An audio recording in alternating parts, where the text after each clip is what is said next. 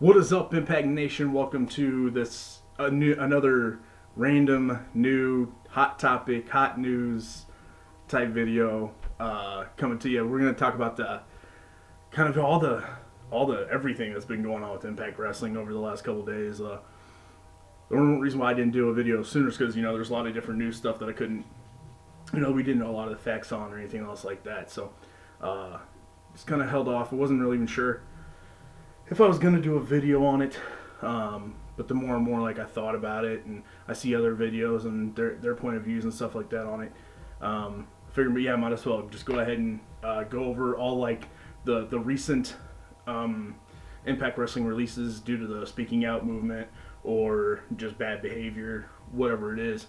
The obvious ones we knew going in, which I did speak about in my speaking out thoughts video. And it was that Joey Ryan and Dave Christ have been released or no longer with the company. Fine, you never like to see any of this happen. One, because it's like you become a fan, you don't really know who the real people are. So you kind of get invested, and then like you go through very many different emotions, right? Especially as a fan with a lot of these things. And,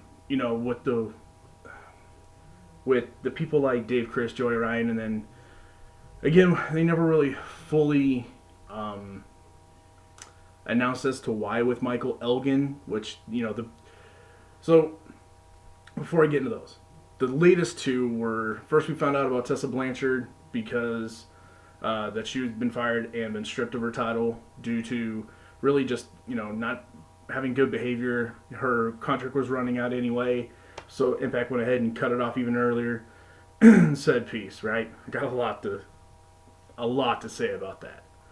And then the one that I simply put on Twitter, like, this one hurts. And it was Michael Elgin. Whenever they announced that he was fired. And for that one specifically, all the different emotions I had were disappointed. Disappointed that these situations ever, happen. Disappointed in that clearly, I know his first allegations, he pretty much, was proven not guilty and kind of all this other stuff. But here's now a second one that clearly there's at least enough smoke there with the investigation that Impact's doing to release one, probably your top guy. That really your top guy. I mean, there's Moose that's there, Sammy there too. But Elgin I think he was definitely going to be winning at Slammiversary. And then not only that, there have been very few others to speak more highly about Impact Wrestling, to talk as often about Impact Wrestling, to promote Impact Wrestling. He went out of his way to do it all the time. He just could not stop talking about Impact Wrestling to anybody and everybody that wanted to hear it. And that's something that, at least like for myself, and I'm sure many other long-term TNA Impact fans, whenever you see that, whether you like him or not, whenever you see that, and you've been a fan since day one or for a very long extended period of time, you've gone through all the ups and downs, you've seen the wrestlers who use this company as a stepping stone, you've seen wrestlers who just kind of get disgruntled and then shit all over this company for no reason whatsoever, that whenever you get somebody that was like Michael Elgin, that again could not stop talking about Impact Wrestling, I would not stop promoting it, that sucks too, because now you lost that guy. You lost that flagship guy. Not saying that we don't have others. I think Moose is right up there with him. And he does talk about Impact Wrestling quite often. But he also talks about a lot of other things. And that's fine. Like, I don't need my champions to have to only talk about Impact Wrestling, especially like on their social media platforms. But whenever you find somebody that is that dedicated, that does go the extra mile like Michael Elgin did, it sucks. It really, really sucks. So as a fan, it sucks. As a fan of Michael Elgin, it sucks. I was mad because, great, now here's just more things right before a big event that, we had this positive momentum that things could be changing with Impact Wrestling, and we get hit with all these different scandals, and it's now 2-3 weeks outside of our biggest pay-per-view of the year, outside of Bound for Glory, and here's just some more crap. Now, I think that Impact has gone about everything so far the right way. I think if you look on social media, there have been people that have talked about them, doing the right thing. Um, so maybe it's not going to hurt them overall as much as it has in the past. But it's still like, it just, as a fan, you just feel like the company's cursed, you know, and it's not to downplay any of the seriousness of anything that these men were accused of, like, at all.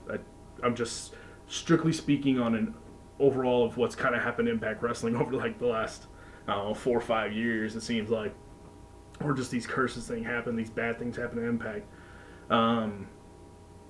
And this time it isn't just Impact, obviously, but again, it topples on top of, which then the story that I'll get into in a minute with Tessa. You add that into it, and then you add in the possible that there was a actual backstage fight between Elgin and Sammy, and that might have helped towards the decision of letting Michael Elgin go. I don't know. I'm sure it did. I'm sure it had a lot to do with it. Maybe not like neither first or second point to reasons to fire, but it probably was that tipping last straw thing of like, well, yeah, plus he did just do this too, so. And then they went that way of full on firing Michael Elgin. But that's about as much as I'll talk about on that. Talk plenty on all that stuff. Just the Michael Elgin one for me came out of nowhere. I was very shocked and pissed, sad. I mean, look, again, if he is guilty of this for sure, he just doesn't deserve to have the job right now. If he is proven to change, because I can't remember how long ago this allegation was that they're going over now, but Michael Elgin should get a chance to wrestle again if he can prove that he's matured, become a better man, all that stuff. But again, it's not just saying that he did. He's got to come out and obviously prove it, and that goes with really maybe he goes a long while before he ever trains anybody that's not a man. Maybe make his schools 21 and up, so then he just not whatever the cases may be. Have female hire other female trainers to help out. I think if you can do that, that would help show that you're willing to mature and change and grow as a human being. So who knows? Maybe we'll see Michael Elgin again in a couple years somewhere, wrestling somewhere. Hope so, because the dude, I think in the state that pro wrestling is in right now, I think they need more Michael Elgins. As far as just in-ring talent, I think the wrestling business needs more of those guys. If they can have just as good if they can be just as good outside of the ring as their normal human being selves, as well as they are inside the ring and doing promos and everything else, I'm pretty sure the backstage areas of these wrestling promotions would be a much better place. So, anyway, enough of that. Let's get into the heat of the matter. My hottest topic is Tessa Blanchard. Now, again, we're just getting one side of the story, so I try not to go too overboard with how I feel about this situation. But going off the information that we do know,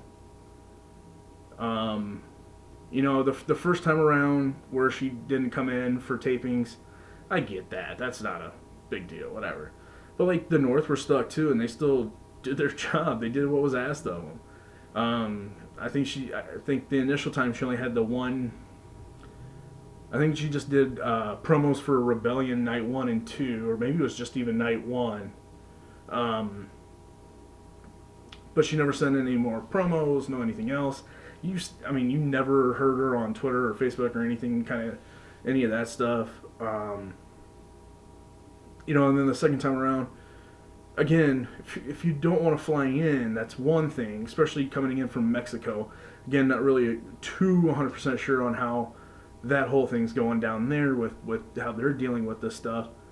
But at least do your job. You're the world champion. You should be on Twitter even more than Michael Elgin was. Both just talking up Impact Wrestling, talking about how much you miss it, talking about how much you need to be there, but you just can't. Should have been on social media talking about how great your title is. trying to send in promos, talking crap on the TNA belt and Moose, something. Then you should have sent in promos, obviously prepping up this pay-per-view. But she didn't. And then, reportedly, she just kind of ghosted him for a little bit. That's just not, that's not how you act as a world champion. And what makes this worse is, I was a huge fan, and I still, and again, just in-ring talent, Tessa's probably the best woman in the world right now. She just is that good. Hence why she is a men's world champion. You know what I'm saying? Like, she is that good. She wasn't really, she was kind of forced a little bit. But somewhere close to like somebody like a Charlotte or something like that. But then she didn't want to drop the title. Her contract was coming up anyway.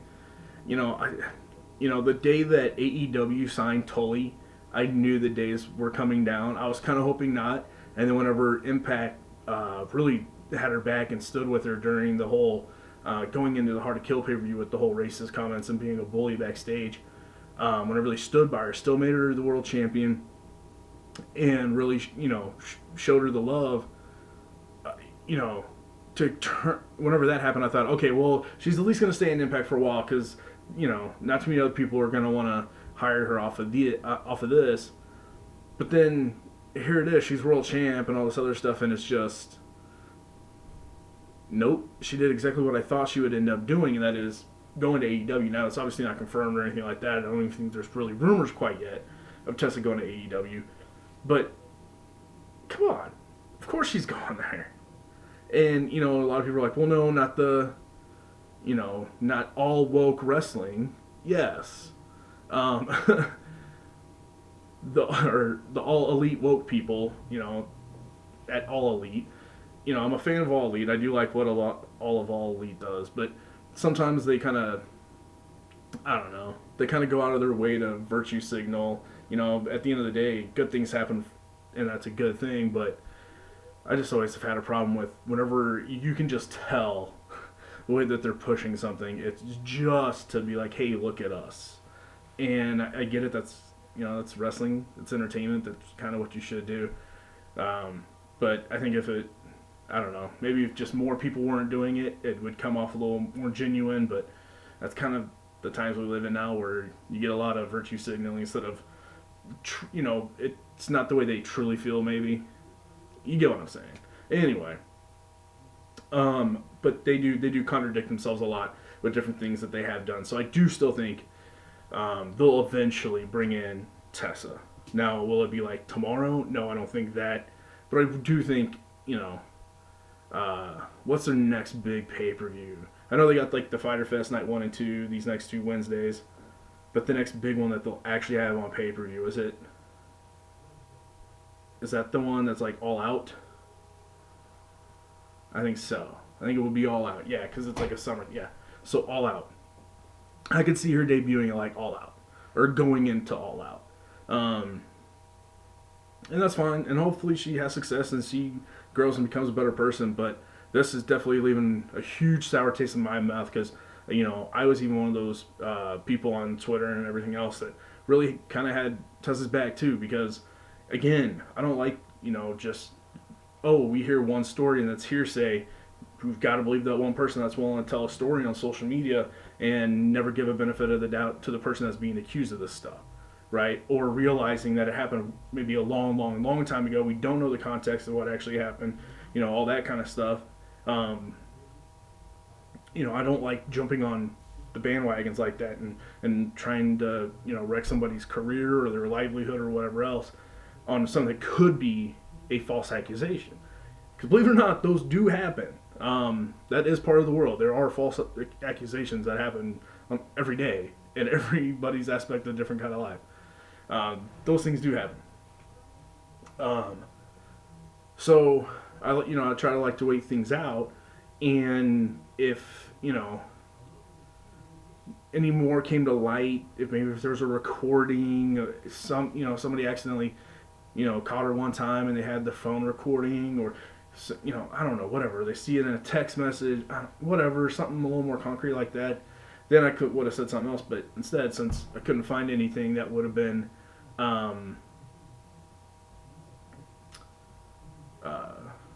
that would have been a little more concrete.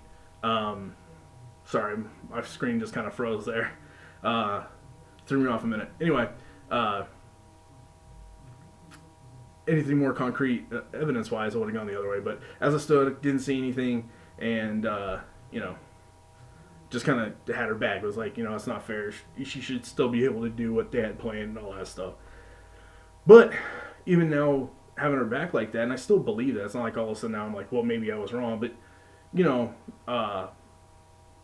she's kind of turning her back on the people that did that for her. And it's probably to go to a place where, I don't know, they might have her lose to Hiru like 5 times. I don't know.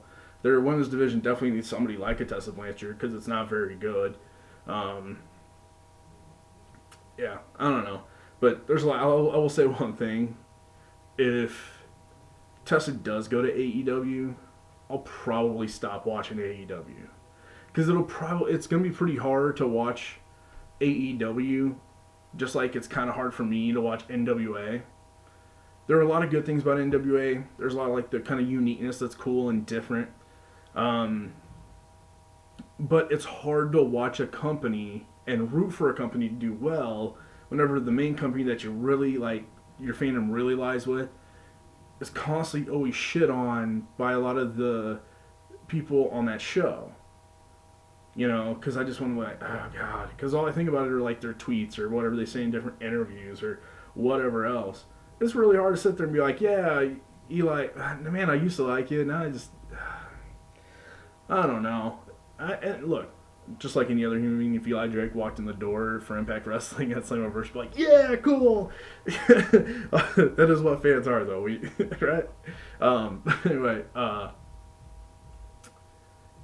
but with the AEW, so that's kind of why it's hard to watch NWA. In fact, if anybody here watches the Total Nonstop Impact guys, T and I, Kyle on there mentioned it one time whenever they were talking about it. He was like, they come off a lot of times like the angry ex-girlfriend or disgruntled ex-girlfriend or whatever, and like that's exactly what it is. And the reason why it becomes harder for me to watch AEW, especially if Tessa goes there, is that's a lot of talent that Impact has built, put a lot of weight into, and then out of the blue, given like Impact no chance whatsoever. Given, they've had to abruptly break up storylines out of nowhere, it seems, due to like AEW, right? I mean, LAX. I mean, luckily they respect Impact enough, and I think they still do respect Impact enough that they dropped the belts before they left. Whenever they thought that they were going to be done after Slammiversary, instead they came back for a couple other episodes, and did what they did. But then you have like Brian Cage, again, like right after, like just kind of abruptly had a yep, we'll have Sammy beat him, and then going into Hard to Kill, oops, yeah, he was gonna do something, but never mind. I mean, he got hurt too, and he was always hurt, and now it'd be Tessa. Like they would, I think they're definitely pulling what WWE used to do, and constantly be in the ear of somebody, whenever it's close to contract negotiations, instead of waiting until they're a free agent like they force everybody else to do. Instead, while they're in their last like 2, 3, 4 months, they're in their ear and giving them offers, doing whatever else, and then Impact just gets shit on as somebody walks out the door. So, yeah, I don't know. I could keep going on and on. A lot of that stuff kind of like really irks me. But I don't know. I would love to see the main event. I've thought that that it was all leading to it, especially with the way that certain people would be knocked out of the number one contendership tournament, who was, and all this stuff. I really thought they were going to bring back King of the, especially since Impact is becoming a good nostalgia hub for us TNA guys. Um, I thought they were going to bust up the King of the Mountain match finally. Now that we're only calling it a 5-way elimination match, um, I would now make it's King of the Mountain to see who will be the King of the Mountain, who's going to be the new Impact World Champion. You get 5 men out there. Obviously, you got Trey, Austin, and Eddie. I think now with all this kind of happening, unless the whole Moose thing was leading to something really, really big long term, I would pull Moose out of whatever his story is, put him in there, and then add in maybe a Zach Wentz. I don't know the rest of the card, so I don't know how, integral those are. Or maybe make that 5th person after adding in Moose. I don't know, maybe add in one of the newcomers. And I would like that newcomer, whoever they put in there, like I would put not your biggest free agent that that's debuting that night. You put like that second best guy in that match. So let's say they are bringing back Eric Young, and then they signed Rusev. I would announce Eric Young the week at the Go Home show, put him in that King of the Mountain, and then at the end of the night, the person that walks onto the ramp would be like Rusev to start staring down whoever won the actual Impact Championship. But like those kind of situations. Like if it's Eric Young and EC3, Eric Young's in the match, EC3 is the one that debuts to go off the air. Something like that. Because it is, in this day and age, it's like if you have one mystery man, the winner of that match is going to be the mystery man. I mean, it's just the way it is. Because usually it's a huge debut. It's somebody that you want to have debut with some kind of shock value. Most of the time, the thing that unfortunately Impact has done well with way too many times is the debuting big star wins championship first night or first couple nights.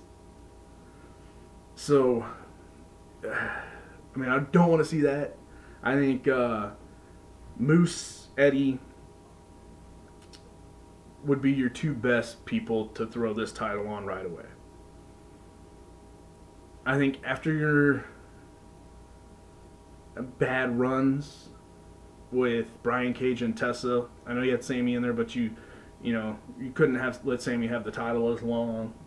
But you look at your Brian Cage title run and your Tessa title run, you need to put it on, you need to reestablish what the actual main event, what our star power actually is in Impact Wrestling. You have to showcase that with this champion. You can't go to the experimental champion, which would be an Ace Austin. I think Trey he has 0 chance of winning this title. He is literally only in this match to then propel him to a place to where he would be looked at more seriously in a match like this. So I think if this was still the normal 5-way, I think Ace Austin would be a good choice. Because whenever you have somebody that could then beat him right away, like an Elgin or a Moose or somebody else, but that's the good experimental time to do a quick Ace Austin. This really makes him a main eventer now because he's won the title. Now let's have him defend it once well, but then gets a brick wall, whatever. But now, Impact can't afford to do that. Your next big champion, after having to fire your World Heavyweight Champion, should not be somebody like Ace Austin. It's just he doesn't have any name value yet. He does amongst Impact Wrestling fans, but nobody else knows him. That's not something you can kind of push on a bigger scale. You need to go with straight star power with this title. And that's why, somebody like an EC3 or a Rusev that would debut, I hate doing the whole, first day in, get a title thing, but that's where I'd be less mad about it would be the situation, because Rusev, the Impact World Heavyweight Champion, or what, it wouldn't be Rusev, it would be a guy formerly known as Rusev. It'd be kind of a big deal. Be some name value. Well, hold on. I just caught myself there. Rusev, yeah, that probably wouldn't be a good as an idea because he's not going to be known as Rusev. He's going to be known as, I don't know, whatever else his name is. I mean, he goes by like Miro or Myro on Twitter. So I don't know if that's what he's going to pick as like his, gimmick name. I don't know. But whatever his gimmick name is, whatever he's going to go by in Impact, it's not going to be it's not going to be recognizable. So, okay, so like an Eric Young or an EC3, if they were to come in, maybe they could grab a title, which also wouldn't be bad because they'd be returning Impact guys. So maybe it wouldn't be quite as bad. But anyway, I've been talking way too long about this. But anyway, if you guys enjoyed this video, please hit the like button, hit the subscribe button. Go follow me on Twitter at Anthem of Impact. And I will see you guys probably Wednesday with my Impact Tuesday review. Peace.